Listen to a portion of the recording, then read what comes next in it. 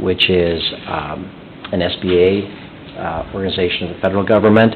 And that organization, while we focus primarily on the 4 counties of the metropolitan statistical area, which include Dodge, Olmsted, Wabasha, and Fillmore counties, we have 11 counties related to the Small Business Development Center. So that's probably all going to be on the slides, and I'll just be repetitive, but I'll try to adjust that. And really, our overall mission is to create an environment where businesses can develop, grow, and prosper. And we do that a couple of different ways. And so we want to, first off, just as the logo says, whoa, you've got a lot going on. Back up one. So retain, grow, and diversify the economy. We want to hold on to what we have, and what we have is really good. And the 3 big sectors of our shared economy is, the first one's always easy for people, but it's healthcare. And then secondly, it's manufacturing. And third, it's ag-related businesses, processing, producers, production agriculture. And those are the big 3 that we tend to focus on. We are blessed in many ways because one of those, while we're seeing some softening in the manufacturing sector actually right now, still strength. So we talked with Crenlo the last couple of weeks, and we invested in Crenlo a couple of years ago when they were having some challenges. It was a good investment, and the investment was really to backstop them or to support them so that they could continue to grow. And a lot of people don't think about Crenlo. I know it's not a huge deal. We have McNeely's Manufacturing. We have others. But it's really important that we pay attention to that sector because, as we know about McNeely Steel, for example, is they're expanding in another state. And there's a reason they're expanding in another state. Not that they don't want to expand here. I'm not speaking for the McNeely's family. It's just the truth. There are other opportunities that people have to invest, and we know that. So we have to double down and be better at what we do to really support all business, whether that be manufacturing or healthcare or certainly ag and many other businesses that we all feed off and together. I will say the manufacturing sector, we're seeing softening a little bit. And that is of concern to us. However, some of the big bell cows that we kind of look at, the Crenlos and others, are stable. They're stable. They also know that the recent UAW strike, as that's been solved with 25% increases, give or take, that's going to have an impact because a lot of those, the ones that are union, are tied to UAW contracts. So they will see additional pressure on their own payroll. And that will have an impact on, and how quickly, I suppose, that they attempt to use equipment to replace more positions. But nonetheless, that's technology, that's life, that happens. We do have the opportunity, we collectively, because Mayo made a big announcement, right? That $4 billion that they're going to be investing over the next 7 years, not only in the principal healthcare practice, but also related to the platform, which is a model for delivering health care, not just for the Mayo enterprise, but for others as well in health care. All of those things are really good. Mayo has added, they've hired 5,000 people since the first of the year. And that's just, and that's going to continue. And when they continue to grow, we all do well. And I have felt for a very long time that if we, whatever happens, to the good in Rochester benefits the entire neighborhood. And we are the neighborhood. I grew up outside of Rochester. I live in Rochester. I don't make any, no apologies. Many of my friends who work in Rochester live in Casson. There's a lot of that going on, right? Because you've got great communities and you got great schools. And what can we do and infrastructure and investments you make, what can we do to capitalize on that?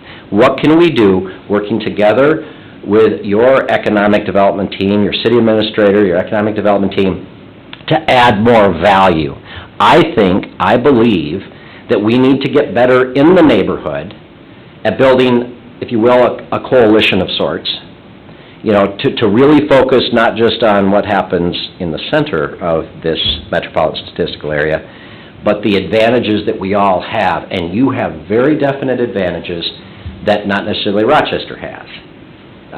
Chatfield does, Byron certainly is growing, Stewartville, but you have land, and you have the ability to develop, and we've been involved in some other projects in Casson. These are some of the projects that we're currently, you can all read your packets, so I try to stick to these slides, and I'm not always proficient at it. But the Small Business Development Center I mentioned, we merged with SBDC. We brought them under our umbrella. That's the Small Business Development Center, and they work with, did we bring statistics for? It's in the slides. Yep. It's in the slides for what is actually happening here. We recognize, I look at really three layers. So I talked about the bigs that get a lot of attention, Mayo and others. Then there's that midsection of businesses where they are growing. And we have a lot of those, particularly in the biotech sector and others, and we pay a lot of attention. And then there's the starting and the base business. In SBDC, our Economic Development Center, which happens to be located in downtown Rochester, but much of the work is missionary work. My office is downtown. I'm rarely in it. This is recorded for all my bosses, but it's not that we're not working, it's that our work happens in Kirk's and others outside of the center of that city. It's just where we happen to be based. But it is about serving all of the area economy. Shovel-ready sites. We have an issue that we don't have. People see the size of Rochester, but Rochester is really landlocked to develop because of where all the utilities go and where the city wants to grow and how the city is growing, that we really don't have the kind of developable sites that we need. You know who does? You do. Byron does. Stewartville does. And we see that as a real tool in our toolbox, and here's why that's a big deal, and you know this, your administrator know, your folks know this, but DEED sends out information about a potential, for example, company that may want to expand in Minnesota. We then have to provide them shovel-ready sites that can be fairly easily connected to utilities, and how we do that and connect them, and so that they can grow here. And we need more of those sites, and we need to do better, and Kirk and others are working together with your administrator and your staff to identify those sites so that we can expand on them. We have an emerging, we also administer some various funds. We have something called the Economic Development Fund, which is a $5 million fund. There's about $1.6 million of that left that can only be invested in the city of Rochester because they put their sales taxes into it. There was another fund, some of you remember, called the Good Neighbor Policy. We developed it with Greg Davids. I was actually at the Chamber in Rochester. Gary Smith was at Ready, and Greg Davids, the state representative, we came up with this idea called the Good Neighbor Policy. And it was another $5 million that was allocated to the neighborhood, neighboring communities. We tried that again this year in the session. Senator Carla Nelson worked very hard to try to make sure that those monies, that we did that again, that we had money for Casson, we had money for all of the other communities. It was killed in the legislature. Not by any work that, she worked very hard on that. We worked hard together to get that passed. Senator Ann Rest, chair of the Senate Tax Committee, was very helpful. But some other people didn't like it, didn't understand it, and essentially kept us from having another $5 million that would have supported regional economic development. I'm still annoyed by that. Because once you lose those opportunities, you don't get them again. And what was that going to come out of? That was going to be out of the Rochester sales tax. Because you pay 40% of that tax. 40% of the sales tax in Rochester is paid by people that don't live there. Visitors, medical visitors, as well as all of us. You have people come and go and all that. One of the big things here is this, we also have a capital fund. That's a private equity fund of about $7 million that we invest in businesses. We just did Minnesota Medical, for example, in Stewartville. Innovative company used to be Rochester Medical. They sold that company to Bard. for lots of money, and are creating a new medical device company called Minnesota Medical. We invested in that. We invest in other. We love to do them all locally. Most of that fund is spent locally. Then we have this, which is kind of a big deal. This is the Ready Communities Council. So we have a number of communities like yours that are investors in Ready. And what we are doing is upping the game, if you will, by creating a council of those communities to advance economic opportunity and development in the area, primarily, again, in the metropolitan statistical area, those 4 counties I talked about before. Casson would be a part of that council that will help focus on what we can do more of in order to create a stronger story so we can sell that story to get more growth and economic opportunity here. Simply put, we staff it, we support it, but the guidelines, which may be in the packet, were established by the investors. So that's Pine Island and Stewartville, Byron, and Chatfield primarily, that put together a criteria of that group to better focus on what you need, for example, in Casson. Better mapping on our part, because people often come to our site, ready.com, take a look at it, it's kind of interesting, to find out about the area, about where they should grow and develop, what kind of materials we provide companies to get them to come here. They could be from here, because sometimes people from here don't know what we have.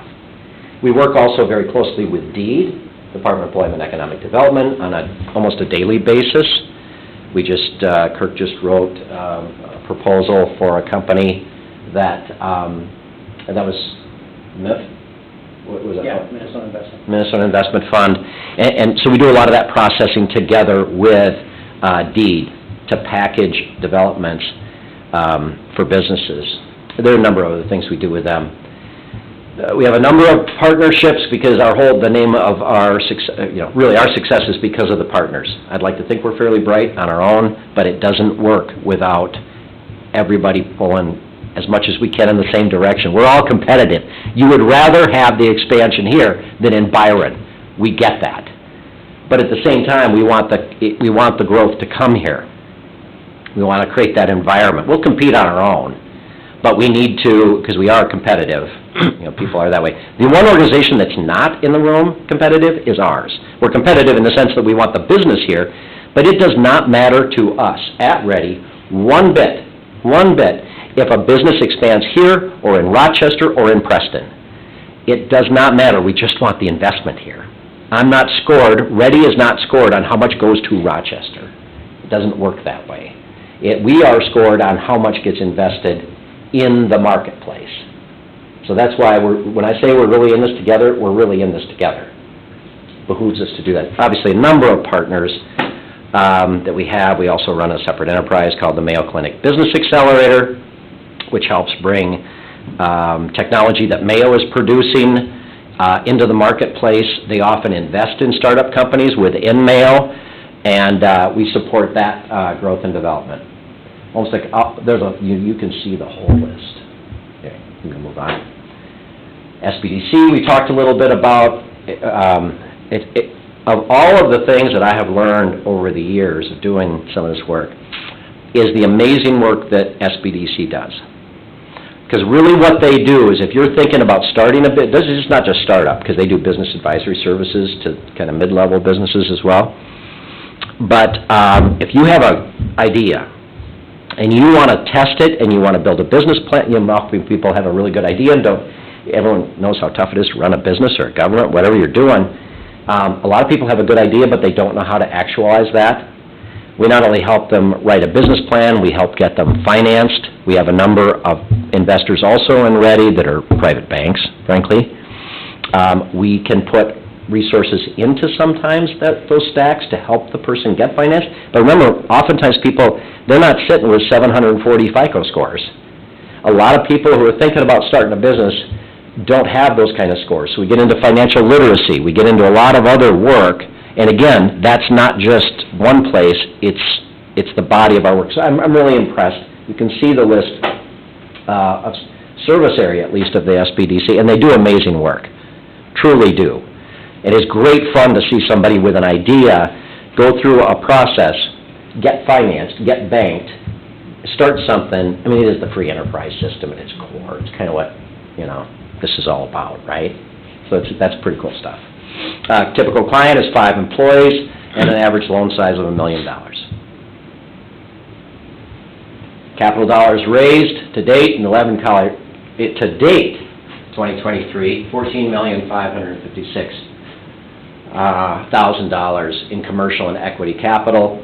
Rochester SBDC hours in that 11-county area is 2,700. Clients serve 468. Here we are in the city of Casson from 2018 to 2023. 176 hours, 21 clients, $350,000 in capital raised. Just from the SBDC. That's just their work. And that's impressive. Can we do more? We can, and we're adding more consultants. We have how many consultants? 18 consultants. I think we just went to 21. We actually hire consultants to do a lot of the advisory work. So if you're in small business, maybe you sold a small business, you've been around it, there are opportunities to also help others as small business advisors, and there's a process to go through to do it, but it's really cool stuff. And there's a lot of help out there. You can see we break this down. It's, of course, federally funded in part. It's an interesting model. The federal government puts up about $250,000 and say, ooh, you got a lot of money in that thing. Well, we have to raise another $250 just to make the match. So if there's no local money raised, there's no $250 spent at the SBDC. And I think their budget for next year is $433,000 because we just happen to be doing some budgeting. And that's a zero. We don't make money on that. That's $433,000 in revenue and $433,000 in expenses. Because that's the way it's a federal program. That's the way it works. Pretty cool. You can see what they do though, because it's government, is it breaks down the hours of veterans, the entire service area. And it's really pretty amazing, how many people don't necessarily look like us are being helped and want to be in the free enterprise system, which is really pretty cool. You can see some of the partners that we have throughout that 11-county area. We have something called the Rochester Economic Development Fund. That's one I referenced earlier. That's the $5 million that we loan out to businesses at a very, very small rate of interest. And then we collect the proceeds of those loans. And then we can reuse them. We can reuse those. Are the reuse dollars also just Rochester limited? I don't think so. No. Here's something that's interesting.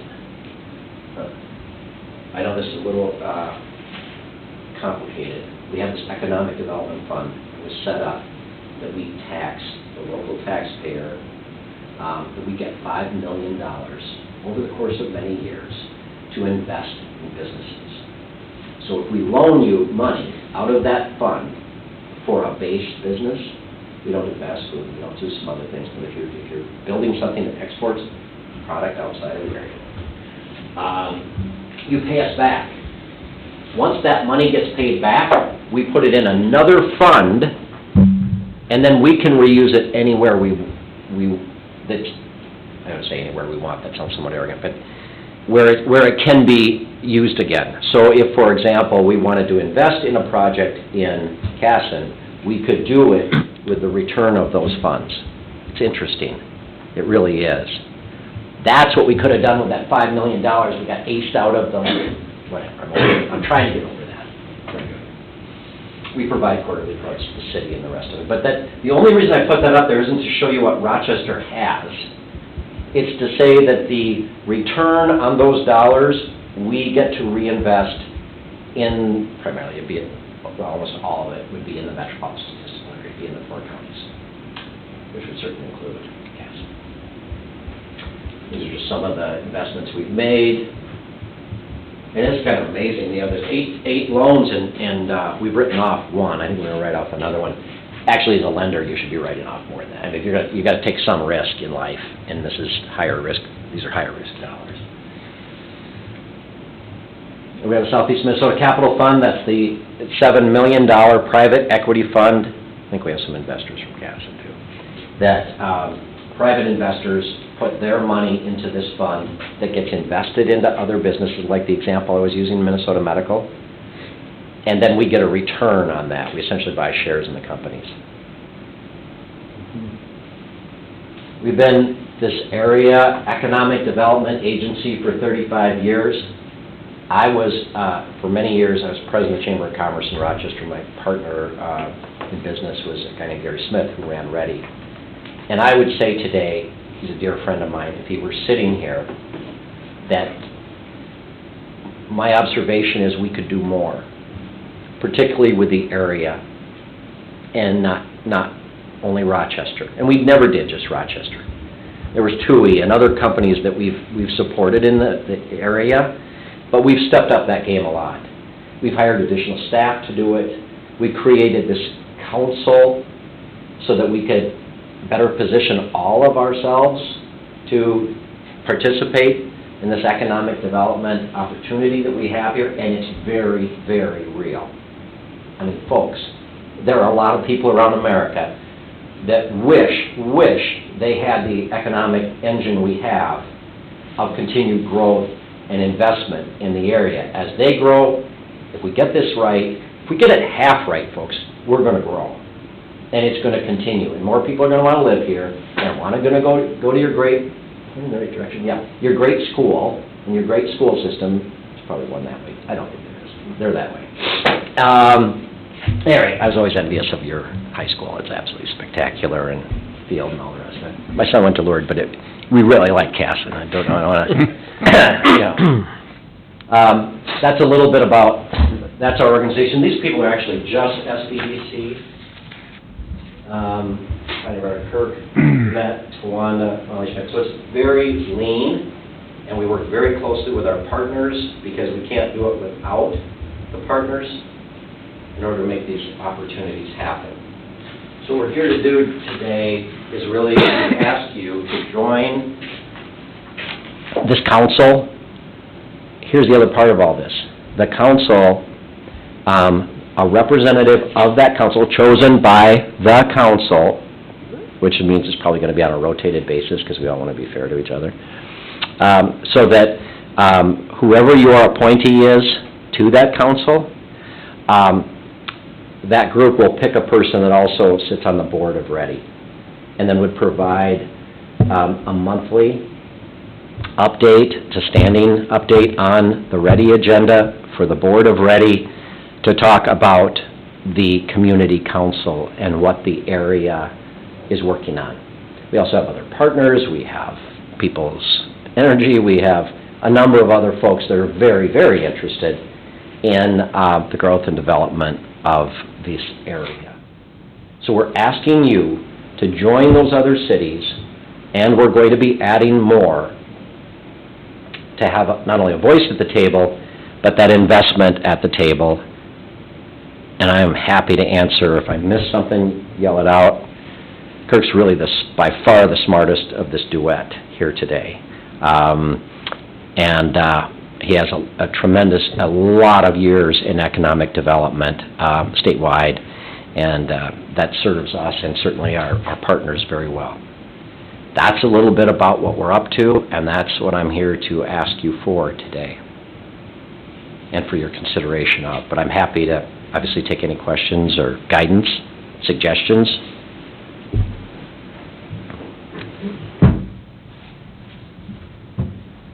I have a question. Yeah.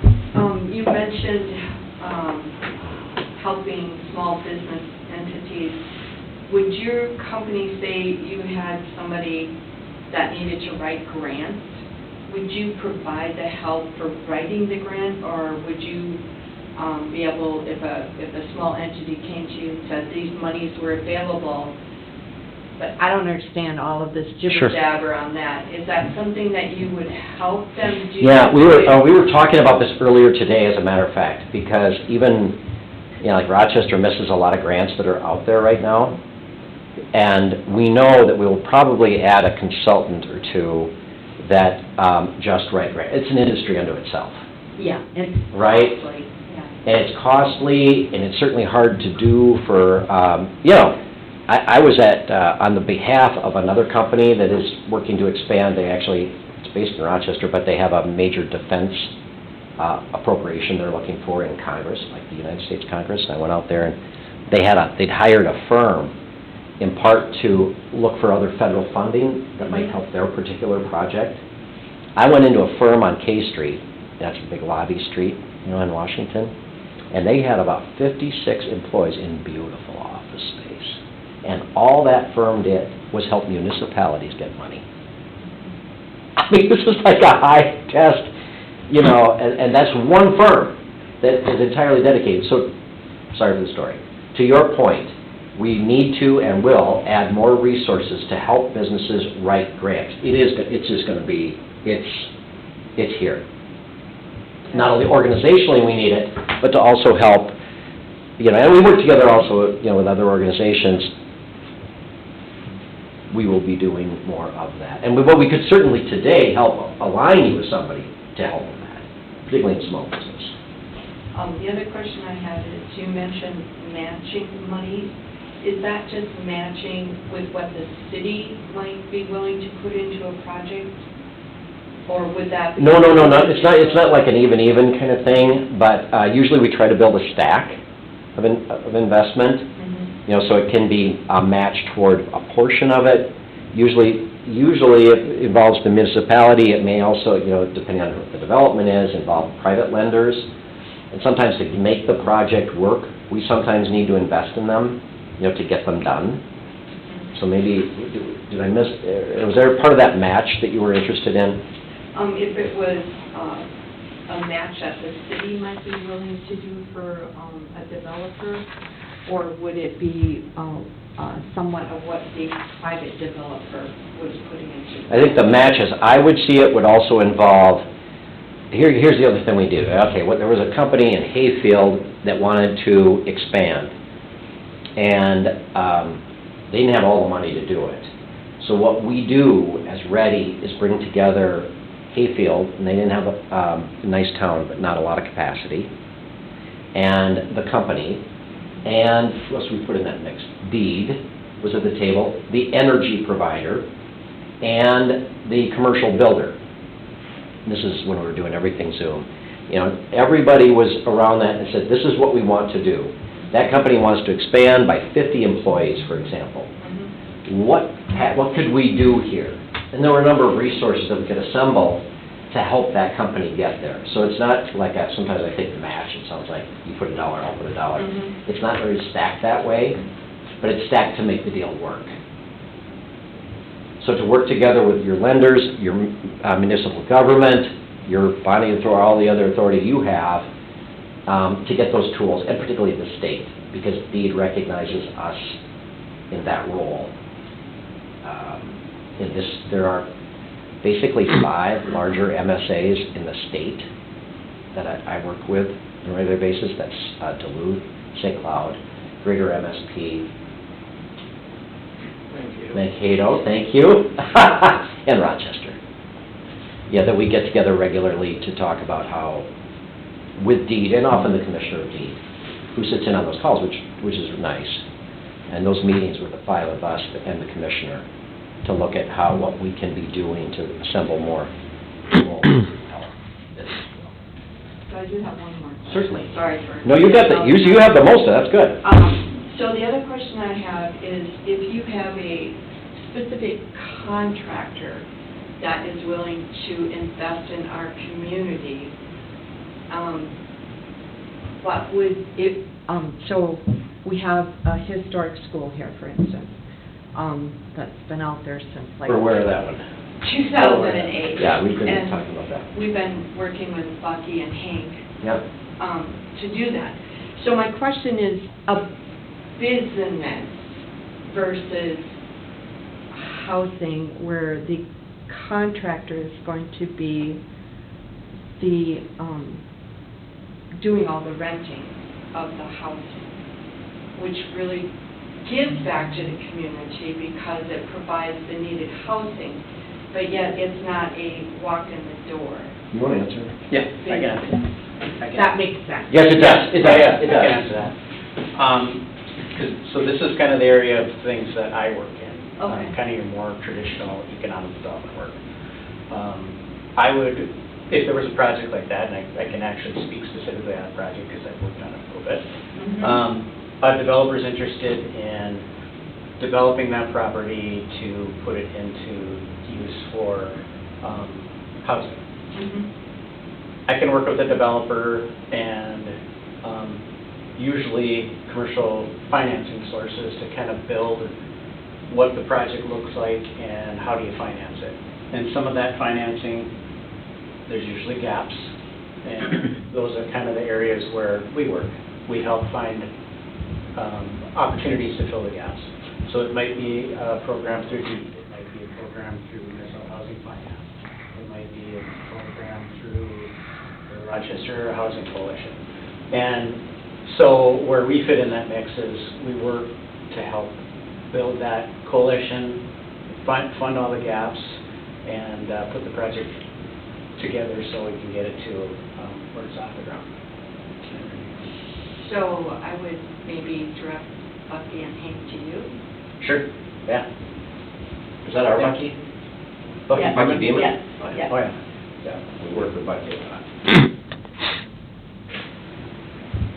Have you talked to Bucky about that? Not about that. Oh, I know, he hasn't mentioned it. Well, he will call you next week. Well, I bet he will. Yeah, I'll make sure of that.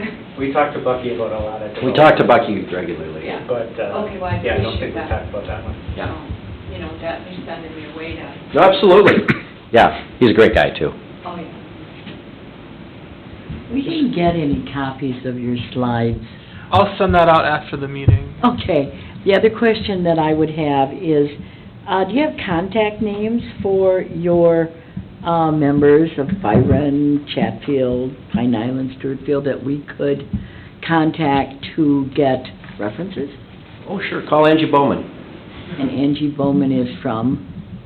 She's from Rochester, but she has a couple businesses in Casson. Yeah, you know, Okay. like Angie with like the studio and the Midwest floor and all that. Okay, That Angie. but Most of our, Angie in Casson doesn't belong to your group at this point? yes, she is. Yeah, she's on the board. She's on our board, as a matter of fact. Representing what town? It's not a town, she doesn't represent a town. We don't do this by geography other than for the council. Okay, All of our investors, there are about 90 of them, they're often banks, other businesses, a lot of private, about 85% of our money is private sector. So it's not, so there are companies like Angie Bowman's that are investors in Ready. okay. And I just use her as an example, because she just happens to be in Casson and loves the place, I might add. Yeah, well, but so you'd be happy to provide, any major lender in the area, we can give you a whole list, or units of government. Your administrator has got contacts with the administrator of Byron that are also investors, the city of Chatfield, Bill Schimmel, he knows all of them, Bill Schimmel in Stewartville, all would, if you will, vouch for her. Yeah. And would be willing to speak on behalf of Ready. So, yeah, there's a whole, and he's got all those folks too, so happy to do it, or give you a bunch of presidents of banks, and, they could do it too. I'd like to know what those cities say they're getting for their $5,000. Well, I guess I would ask, Tim, have you talked to other city guys about it? Sure, yeah, actually, Joel Young, who was the city administrator in Chatfield before he retired in June, reached out to me and mentioned it back in the summertime, and that was one of the catalysts for having the Ready folks come and present to us, I think, today. So I think it would be good to do some fact-finding, talk to Al Roeder over in Byron, or Elizabeth up in Pine Island, or, Bill down in Stewartville. They've all got, I'm sure they have different things to say, so, yeah. If you're interested, I can get that information and maybe we'll have that sent out when you send out the presentation, okay?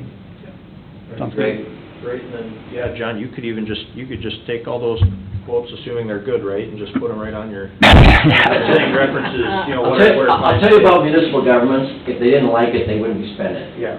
And you are, you know, your questions are good, welcomed, and, we know that we have to deliver in order to continue to get those investments. And I just know we're stronger together. But, yeah, happy to, provide those. And again, Joel Young was, you know, how long was he? 35 years. 35 years. These are really experienced folks. Bill Schimmel has been in Stewartville for a very long time. These are solid people. Al in Byron. We have to, you know, we run a staff, pay a staff to do the support work, so we've got to earn that, and I respect that. I think, well, I appreciate you guys coming out here, always appreciate that. We'll do it more as much as you want. I'll tell you one story. The city of Stewartville was, they were always investors of ours.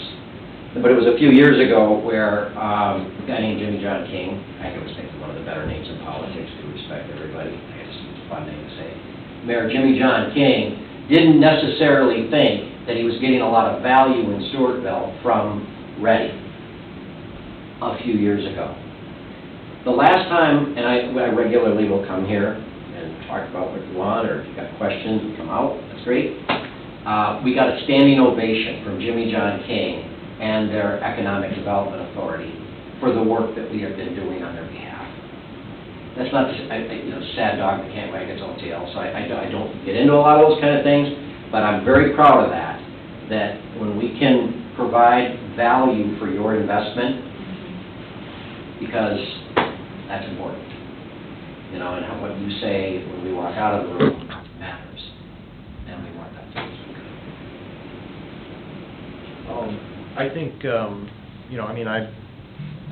I've been familiar for a longer time, so I probably have less questions about the program itself, but I think, my take is like you said, you guys are kind of one of the main intake sources for the state for, placing these, site selectors and getting them that information. I think we've got, we obviously have a couple larger chunks of land that I think we have interest in seeing developed over time, and I think we're interested in diversifying our tax base. I think this clearly aligns with those goals.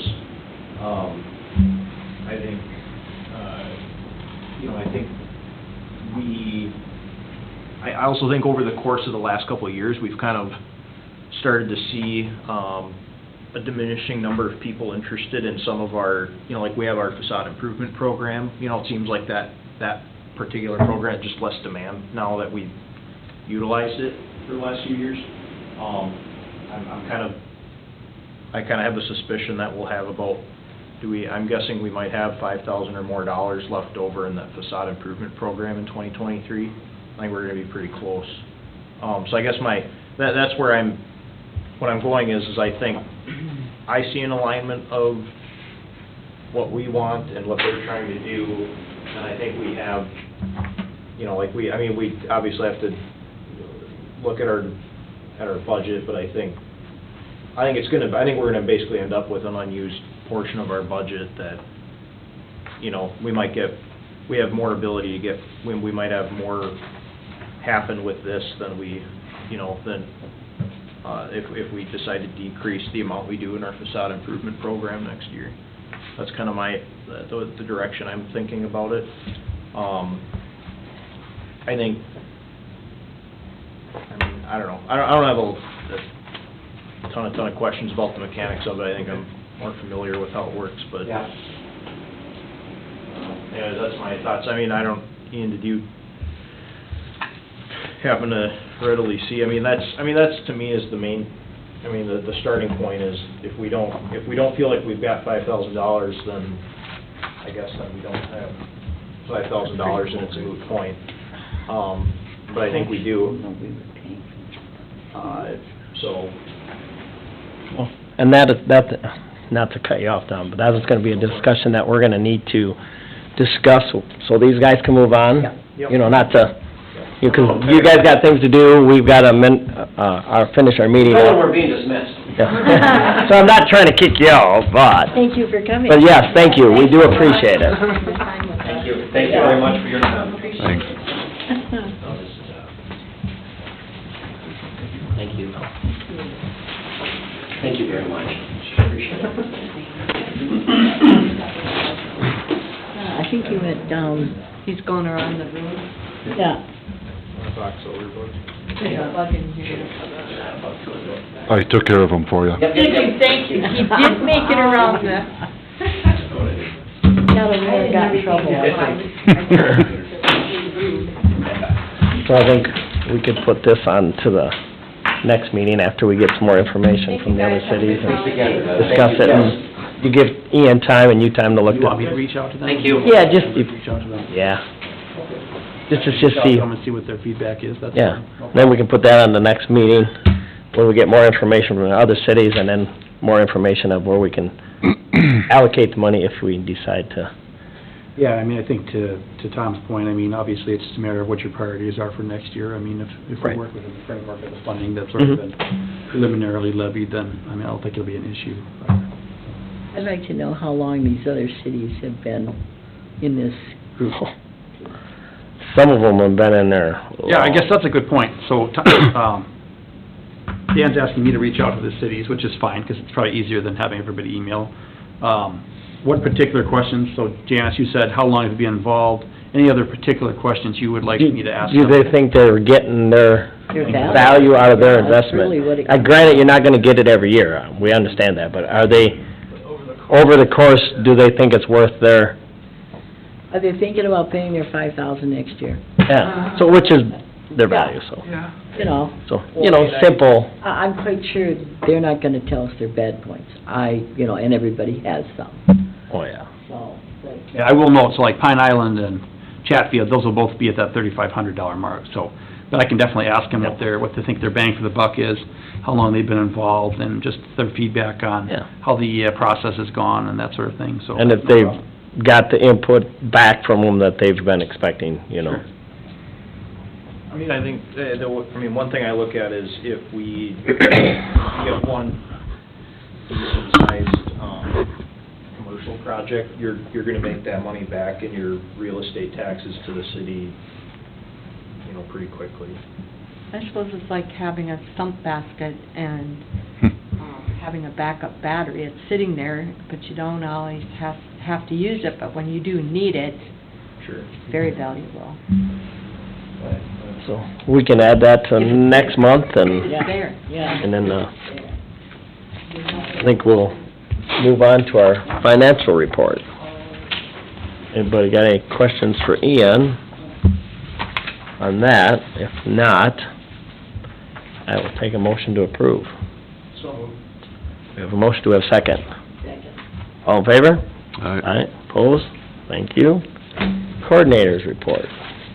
Thank you. Let's see. So you can see in my packet, I've been up to a few different things since over this last month. Earlier in October, I had the Southeast Minnesota Housing Bus Tour. We went to Wabasha and Plainview just to look at a few housing projects over there. It was pretty interesting to see, and also get to know a few of the other people who are from the Southeast Minnesota region. Let's see, October 10th, we had a meeting, Tim and I had a meeting with John Wade and Kirk Boostrom, who we just heard from today, to talk about all the ready things. Let's see, October 12th, I had a planning meeting for the Christmas and Caston event coming up on December 2nd. Just very nice to see all the different businesses that are already pledging to participate with that. I won't be able to attend on the day of, but hopefully getting involved with the planning makes up for that. And then last week, Day up. Second, isn't it? it's December 2nd, Saturday is Christmas in Caston this year. So. And then last week I went down to Spring Grove for a quarterly convening of the Rev communities. I'll have more on that later in this meeting. Aside from those things, I've had some discussions with the new owner of the Rosario's Bake Shop downtown. She's got a lot of ideas for the space, of course, but just trying to work with her on, coming up with something that will work for that space. I've also had, more on the rev side of things, had a discussion with Neil Linscheid from the University of Minnesota Extension Center for Community Vitality, and Leah Petrica. She's Cassin's Rev ecosystem coach. Neil and his team are going to be working on a development opportunity for Profile. That's one of the very first things as part of the Rev process, so there'll be a presentation on that in the next coming months.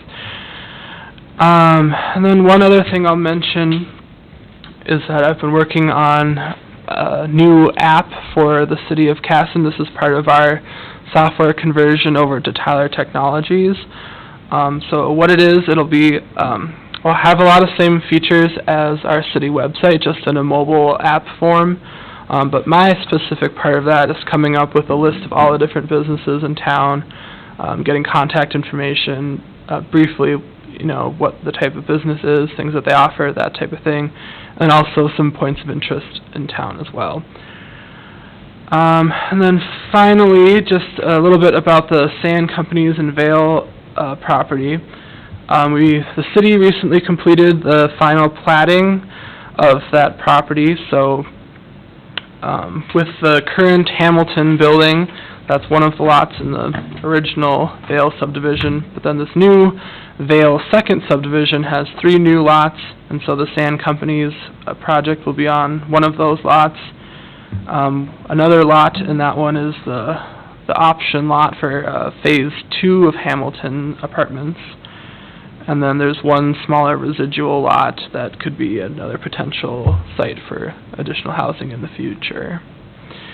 So next up with that is moving forward with the TIF development plan and all of that. So at the council meeting tomorrow, there's just going to be a call for the public hearing. It takes about 2 months or so to actually get that plan and everything developed. So I've been working with Mike Bubani of David Drown Associates to get all the information that he needs. The actual public hearing won't be until January of next year. So that's my updates that I have for you. Thank you. Up is your city administrator's report. You got my report there. Just one thing to highlight. So we do have the preliminary levy was, our budget's been reduced down to 5.7%, so we're making a little bit of progress for that. So, as I said before with financials, the way it works is that preliminary levy is set, and then if the budget for the EDA changes, it'll have to be within that framework, because we won't be able to increase that number, so. Okay. Thank you, Tim. Crop Science Investigation Revolving Loan Fund. Yep, so as you are aware, the crop science folks have had some issues making their monthly payments on time. Let's see, it was November of 2022 when they started making their payments, so they've had about a year of payment history. Majority of those payments were late coming in. So now Mr. Luttrell is asking for a forbearance of 6 months.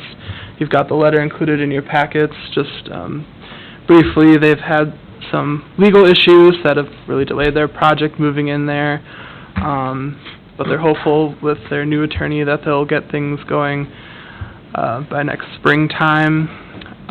Let's see, Tim and I have done a little bit of research into it, so crop science folks have been leasing a space elsewhere in Cassin, which seems to be utilized for their business in the interim until they can actually get into their current spot. Let's see, as of today, they are 3 months behind on their payments, which I have been responding to and sending him notifications, letters in the mail, that his payments are late, but with little response on his side of things. Well, I would, in my opinion, I say no, for the fact that this isn't our money, and he knew this when he took out a loan, that there was issues. And if you were going to the bank ain't gonna give him forbearance just because he's not moving forward on his project. They're still expecting their investment, as we should expect our investment for our citizens. It's our, that's my opinion. And if he's behind on his payments, is there, we can start assessing a late fee to him, or, if he's running other businesses and renting out his space, he should be able, this payment isn't that expensive. That's just my opinion, but the board, feel free. I totally agree. I'm not sure what the holdup would be. According to the Dodge County website, they are on the deed for the property. So if they were given the deed, what's further down the line? I think the personal property is the big holdup, because I think that's how he was anticipating funding a lot of the cleanup, was through selling off those items, and I know that's what they've been in court about, is the ownership of all the items that are on the lot. So the tractor trailers and some of the other stuff, there's a lot of stuff there. There's a lot of stuff. You know, There's a lot of I tools went and... through a couple of years ago, and some of those items had value. Oh, yeah. They didn't belong to the landowner, correct? What's that? Well, nobody knows. Didn't belong- Nobody's... no, I they think that's didn't where the belong. legal, I think that's where it's... But that's the I think legality. that's the legality aspect of it is, yeah. That's the deal, but... That should have been written up before you ever signed the document. The personal property is listed right on your purchase agreement. Well, I'm not arguing with you, I'm just telling you, I think that's what the But I just have a... issue is. Yeah. Right. I just have a hard time, lending the money and then we're not getting paid. Yes, there's a delay, but he's still paying the bank if he was borrowing money from them. You already signed up for it, in my mind. Yeah. Or if he's current paying the other property that he's leasing. Rent to IM for that building out there, they're not gonna let him in there for nothing. Right. Well, I think that's kind of the feedback you get from the board, so. Okay, so if Mr. Luttrell were to get caught up on the 3 months that are behind, We'd be happy. yeah. But I still don't wanna so- give him, I still don't wanna give him a Okay. 6-month variance, no. Okay, understood. Just 'cause his track record of payment is Suspect. suspect, and then if you give him a 6-month variance, what's to say he's not gonna just keep not paying? Yeah, I guess the biggest issue, I think, when we gave him that money, was the goal was to clean the site Yes. cleaned up. I get that. So, I think if they'd made more progress on that, I'd probably be... A little different. And, and I realize there's legal issues. I think part of the issue is that he needs to come and explain this a lot faster and a lot sooner to the board, because I think, if you guys had gotten to ask him questions 3 months ago or whatever, it would have been a little better if he would have come and explained Mhm. it. So, it's $20,000. It's, like you said, it's not a huge issue, considering, he got a large loan from Peoples through the rural development. Yep. So, I can understand where you're coming from. To me, like, the goal, in my own mind was, well, we want the site cleaned up. Yes, and we want to I agree. move forward. If that had shown more progress, I think we'd be more interested in working with them. At this point, I don't know what they spent it on, but it hasn't really generated anything in a year, so I think that's fair to come Okay. back with. So. I think one question I have is, and I'd have to go back and read the security instruments that we have. Let's say he just says, no, I'm just not gonna pay you. What's our recourse, what are our next steps, Well, yeah, in the loan agreement, it says 30 days after notification of late payments, then you're officially in default. And then And there after is, that point, then, we do have some collateral. yeah, there is a UCC filing for some property as well, so, Yeah, so I guess what I'm asking is, yeah. let's say, he's like, oh, I'm in default. What do you do? So, yeah. What's the So what? consequence? Yeah, so what? Yeah. So, if we have a UCC Well, I guess that's filing- a question for the EDA, how hard do you want to go after them? Well, I'm just asking, if he's saying, I want forbearance, right, for 6 months, and he decides, the alternative is if, we could tell him, hey, we want you to catch up. We've been saying that. It's the same message we've been sending him the whole time, right? I think that's where anytime that you're in a position of collecting, you have to evaluate, a couple of things, right? Do we stand more to gain by, offering him a stick or a carrot? So my question here is, if we offer him, what we're saying is basically, you haven't done what we wanted you to, which is clean up the property. Not excluding the fact that he's late on his payments. We're unwilling to work with you, or, approve your request because, we're not seeing what we want. My question is well, let's say he just unilaterally decides, well, you're not gonna give me a forbearance, but I'm gonna take it, right? Like, he's just, so my question is, where do we draw that line? When do we say, hey, well, we're not okay with this, we wanna pursue action? And then if we do, what do we even have claim to, all right? If we have a UCC filing, but we're like 9th in line, that doesn't do much good, okay? Like, that's, like, where are we in our lead position? Are we first on something? Are we? No, we're not. I think we're down in the, I think that's the issue, is we'd say we're gonna play hardball. The problem is I don't know that we have, the question is, how much leverage do you have? Well, I guess we wait until that problem comes, because right now, we just say, we would like you to pay up to date. As a board, we're saying no 6 months, and then we go from there. Because... The contract does state. And then, I understand we're third or fourth in that line of getting our money, but... Because the alternative is, if you want to get up in line, you got to buy out. Right? Yeah, and that's not going to happen. Yeah, so that's what I'm saying, is our leverage is low. Right, Okay, but we so understand that, but... So if we just say, hey, like, we want you to pay up, what's different for him, I guess is my question. We can say, hey, we're turning down your request, and that's fine, like, that's totally fine. My question is just, what's different here? Basically, all we're going to do is, I think what we're going to do is sour the relationship, which is fine. I don't need a great relationship with Luttrell, like, that's... Well, we have given him opportunities, though, Yeah. and we've given him options. He said he only likes to pay in person. Right, which is We said, well, insanity. make it an automatic payment, Yeah. and we gave him that option. He chose not to do that. Mhm. He said, okay, I'll pay up by this time, which he didn't. Yep. So it's not like we're just, No, I'm with you. giving So opportunities. my question is what's different here, right? Like, if- We're gonna be, it's the same thing, Tom. We ain't changing. All we're doing is telling them, though, as a board, we've determined that we don't want to do this. Yeah. So we're telling them that, but we know it's gonna be basically the same output. But now we're not doing it on his terms, we're saying it on our terms. Does he still do it? Maybe. But do we know we have no collateral or way of getting it? Sure. But we're trying to work with him, but yet we're not gonna keep rolling over to every demand that he's got. That's all we're doing. We would love for him to pay, we'd love to keep working with him, but we're looking at it, it's not our money, it's the taxpayer money that we're spending, and we're trying to keep him in touch and let him know that, and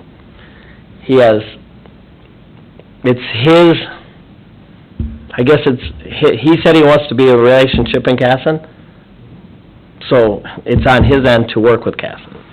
We're going as far as we can go, and that's as far as we wanna go, and we can keep working with him, but... We'll get back to him, obviously, with the feedback from the board and see how he responds, and that'll give us some direction and maybe how we need to move forward. Yeah, and we might have to change, but we gotta I try. guess from my perspective, if he's able to make progress on the site, I think that'll be helpful to Yes. see kind of where we're going with it, how serious he really is. Ian and I did go over there, we took a look at the building, they've got all the trucks, they've got the equipment, it's not that they don't have a presence, it's a business of some nature.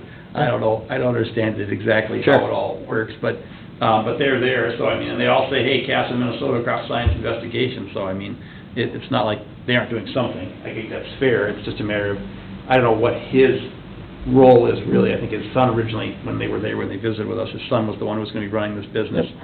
He's out of the state quite a bit, they're down in Illinois, they have farms, they do, I know it's a busy time of the year, but I think we get back to him, we say, hey, we're not interested in considering the forbearance at this time, come up with some different options and see what he says. That makes sense to me. Like I said, it's a matter of, this is not a huge amount of money we're talking about, this was just to try and get things started, and it's great if we get a business in town, because we know it's ready, we're gonna spend $5,000 for we don't know exactly. But, Exactly. you know, for participating, you know, to be able to hear, like, hey, we can get a business here maybe or something. Here we have a business that sort of is here already, you know. We'll work with it, and Ian's got a good relationship with Jeff. He talks to him a lot, so it's good. I mean, he's not, As much as I anybody. mean, it's good.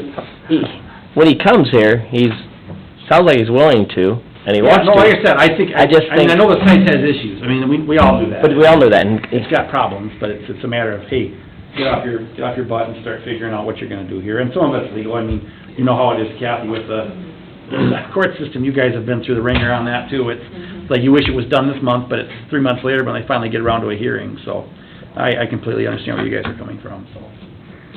Thank you very much for the feedback. before we go too much farther, being it's 1 o'clock, do you want to put the parking study on to next month, since Yeah, It's work- yeah. It went a little longer. it's going longer than we want? Yeah. You know, we'll get through your rev update, which is more important, I think, than the parking study right now, Sure. and that way, everybody can get back to, I mean, I guess, keep it short, brief with the parking study.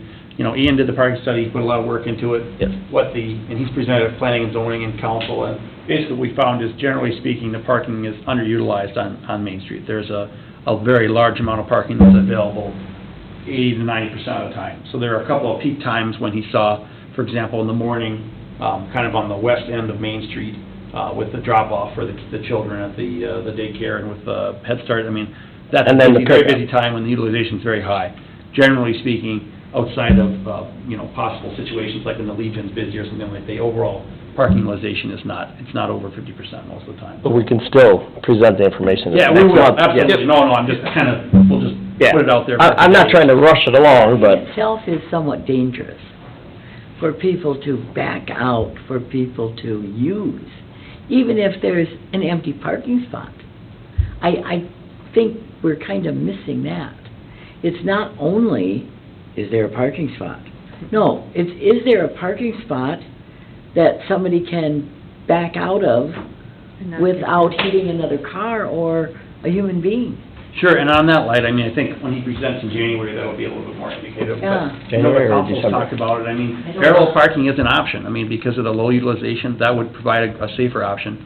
I know there are some businesses on Main Street that are probably opposed to that, but it's kind of balancing act between safety and providing adequate parking, so, no, that's a Could good be a point. combination of. Yeah, possibly. I did notice Chaotic Brewing has no payment in October. Is that? Yeah, I did reach out to him. He said he was going to come in probably sometime this week, so, yeah. Yeah, and he might have come in yesterday. I didn't check on that since last week when I sent out the packet, but, yeah, I'll keep up on that, yes. thank you. You're all Next set. up is your rev update. Yep, so I'll just be quick about that. I already talked about the Spring Grove quarterly convening. It's quarterly, so they'll be having the next one in February sometime.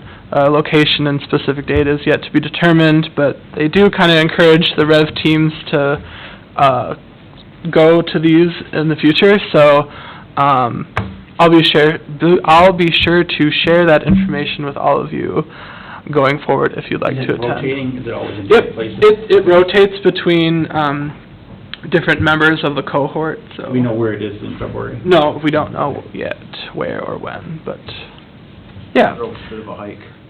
Yeah, Spring Grove, It's a drive. yeah, it was like, hour and 15 minutes from Rochester, but the poor folks from Winthrop, Gibbon, Fairfax Oh, my. had to drive 3.5 hours to be there, so.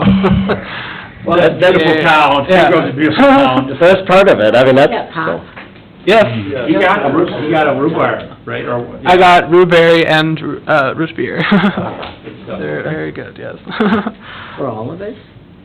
Well, next time I'm in Spring Grove. But also in your packets, I do have the Rural Entrepreneurship Ventures Agreement, which it'll be officially enrolling us within the program. So the agreement itself is pretty straightforward. All we're doing is just, pledging to participate in their program over the next 3 years. We'll, take advantage of their programs and, report back to them and everything that goes forward. We'll work with our coaches, other members of the team, things like that.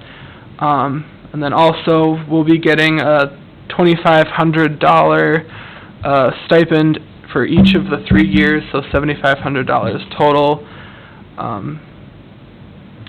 through the agreement. So just wanted to share all of that with you. I think they're looking to get this back to them before the end of the year, once we officially start in January of '24. So, yeah, that's what I've got for you. Thank you. And, well, items for December, which will be the parking study, some more information about Ready. Sure. Talk about goals for Goals. '24. Yes. Talk about, how it goes with Latrell, Yes, of course. recap of all the payments he gives us. Okay.